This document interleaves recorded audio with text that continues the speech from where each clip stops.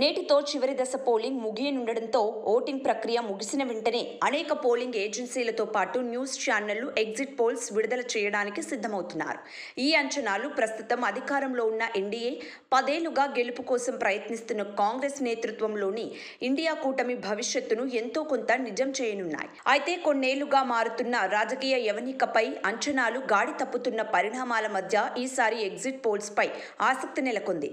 Exit polls సాధారణంగా 1-3% మధ్య తేడాతో నిజమవుతాయి. కానీ కొన్ని సందర్భాల్లో ఈ మార్జిన్ శాతమే కీలకంగా మారుతోంది.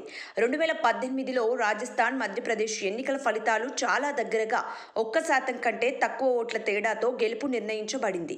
కాబట్టి ఇలాంటి సమయాల్లో ఎగ్జిట్ పోల్స్ విఫలమవుతుంటాయి. ఏపీలో ఎన్నికలు టఫ్గా జరగడం, నువ్వా నేనా అన్నట్టుగా ఉండడంతో జోస్యాలకు రేటింగ్ పెరగడం గమనార్హం.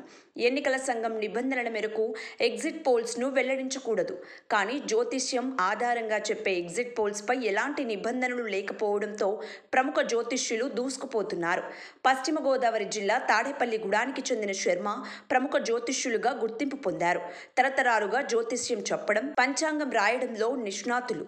ఈయన తాజా ఎన్నికలపై స్పందిస్తూ వైసీపీ 106 స్థానాల్లో విజయం సాధిస్తుందని వెల్లడించారు. తూర్పుగోదావరి జిల్లా అమలాపురానికి చెందిన నాగాదిత్య వంశం పారంపర్యంగా ఈ రంగంలో ఉన్నారు. అనేక మంది సినీ తారలకు కూడా వీరు జాతకాలు చెప్పారు. ఇప్పటికీ చెబుతున్నారు. ఈయన అంచనా ప్రకారం టీడీపీ, జనసేన, బీజేపీ కూటమి గెలుస్తుంది అని చెబుతున్నారు. హైదరాబాద్కు చెందిన వేణుస్వామి కూడా ఏపీ ఫలితాలపై అంచనా వేశారు. ఏపీలో వైసీపీ గట్టెక్కుతుందని చెప్పారు. అయితే వీరు ముగ్గురు కూడా కామన్గా ఎంచుకున్నది సీఎం జగన్, చంద్రబాబు జాతకాలే. మరి వీరి జోస్యం ఏ మేరకు నిజమవుతుందో చూడాలి.